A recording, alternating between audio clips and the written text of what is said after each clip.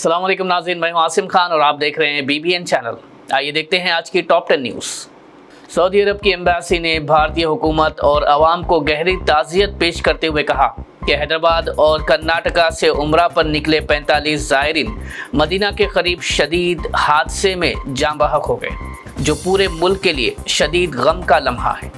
Embassy ने मरहूमीन के ख़ानदान के साथ भी हमदर्दी का इजहार किया और कहा कि वो इस संजीदा सूरत हाल में पूरी रहनुमाई और सपोर्ट दे रहे हैं। आपको बता दें कि ये ज़ायरीन मक्का में उम्रा मुकम्मल करके मदीना जा रहे थे जब उनकी बस एक ऑयल टैंकर से टकरा गई, जिसमें बहुत से जिस्म बुरी तरह मुतासिर हो गए।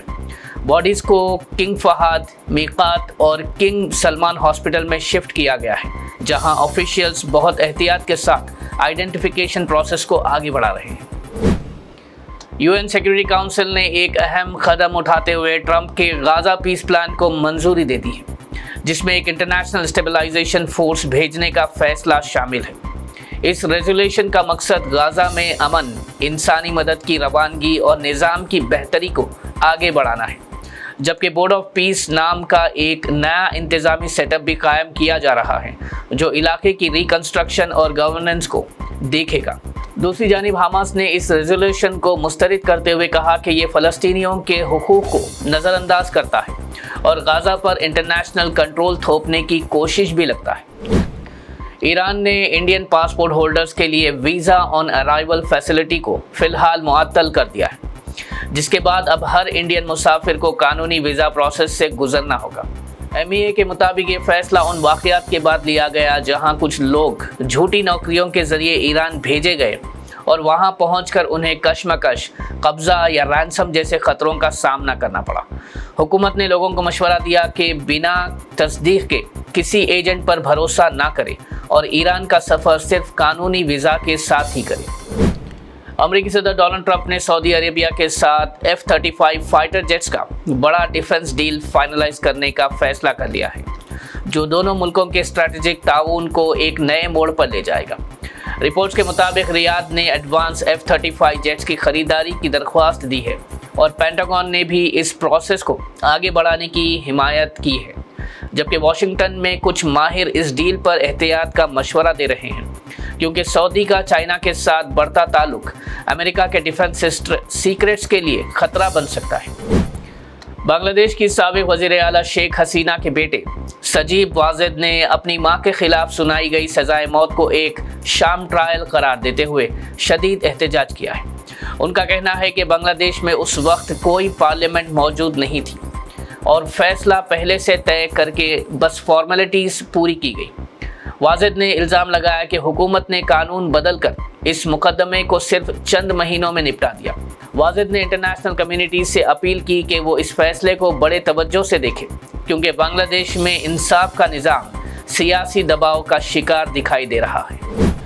दिल्ली में आज CRPF के 2 स्कूल्स और कई डिस्ट्रिक्ट कोर्ट्स को ईमेल के जरिए बॉम्ब थ्रेट भेजा गया, जिस पर सिक्योरिटी एजेंसीज ने फौरी इलाके को सील करके पूरा सर्च ऑपरेशन चलाया। ऑफिशियल्स के मुताबिक तमाम बिल्डिंग्स को डिटेल में चेक किया गया, लेकिन कोई एक्सप्लोजिव या शक के लायक चीज़ नहीं मिली, जिसके बाद ये थ्रेट होक्स करार दिया गया। अथॉरिटीज़ ने कहा कि रेड फोर्ट ब्लास्ट के बाद इस तरह की ईमेल्स को भी संजीदगी से लिया जा रहा है और सेंडर की तलाश भी जारी है। तेलंगाना वज़ीर आला रेवंत रेड्डी ने हैदराबाद की तरक्की के लिए सेंटर से ज़ोरदार मदद की दरख्वास्त करते हुए कहा कि शहर के बड़े प्रोजेक्ट्स तभी तेज़ी से आगे बढ़ सकते हैं जब मरकज़ पूरी हिमायत दे। रेवंत रेड्डी ने अपने तेलंगाना राइजिंग 2047 विजन का हवाला देते हुए कहा कि मुल्क की तरक्की में हैदराबाद का किरदार बहुत अहम है, इसलिए इंफ्रास्ट्रक्चर, पब्लिक ट्रांसपोर्ट और ग्रीन मोबिलिटी का बढ़ावा देना ज़रूरी है। उन्होंने future city model, dry port और कई नए इकोनॉमिक जोन के लिए भी मरकज़ी साथ तलब करते हुए कहा कि हैदराबाद को अगर ग्लोबल सिटी बनाना है तो स्टेट और सेंटर का मिलकर काम करना लाजमी है। सऊदी अरब के शदीद बस हादसे में जान बहक होने वाले हैदराबाद के ज़्यादातर लोगों के तकरीबन 50 ख़ानदानी अफराद शहर से रवाना होंगे, ताकि सऊदी अरेबिया में जनाजा और आखिरी रसूमात में हिस्सा ले सके। तेलंगाना ऑफिशियल ने बताया कि जनाजा जुमेरात को होने का इम्कान है اور اس پوری کارروائی کی نگرانی کے لیے تلنگانہ کی حکومتی ٹیم، جس میں مائنارٹیز ویلفیئر منسٹر محمد اظہر الدین بھی شامل ہے، ریلیف پروسیس اور فیونرل ارینجمنٹ کو کوآرڈینیٹ کر رہے ہیں۔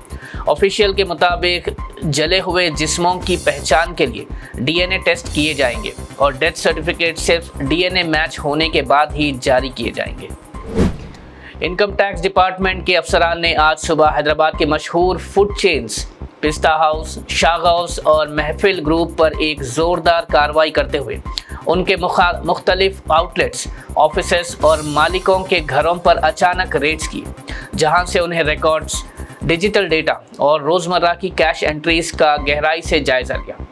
شہر کے مختلف حصوں میں ایک ہی وقت پر چلنے والی ان ریڈز نے پورے فوڈ انڈسٹری میں بے چینی پیدا کر دی ہے۔ فی الحال انکم ٹیکس ڈپارٹمنٹ نے کوئی فائنل اسٹیٹمنٹ شیئر نہیں کی ہے اور جانچ ابھی جاری ہے۔ تلنگانہ میں SCRP کے تحت خواتین سیلف ہیلپ گروپس کو 600 RTC بسز الاٹ کرنے کا نیا پروگرام تیزی سے امپلیمنٹ ہو رہا ہے، جس میں پہلے فیز میں کئی MMS گروپس کو چن کر ان کے نام پر بسز رجسٹر کی جا رہی ہے۔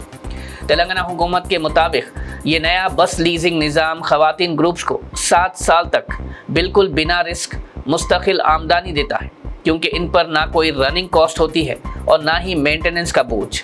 فیز 1 میں 17 ڈسٹرکٹ کے 151 خواتین گروپس کو بسز مل چکی ہیں، جبکہ فیز 2 میں 449 اور بسز خریدی جائے گی۔ اس پوری اسکیم کا مقصد یہ ہے کہ دیہات کی خواتین کو اپنی ملکیت کا ایسٹ دیا جائے اور ان کی فائنینشیل انڈیپینڈنس کو مضبوط بنایا جائے۔ ناظرین، یہ تھی آج کی ٹاپ 10 نیوز۔ دیکھتے رہیے BBN چینل۔ مجھے دیجیے اجازت۔ اللہ حافظ۔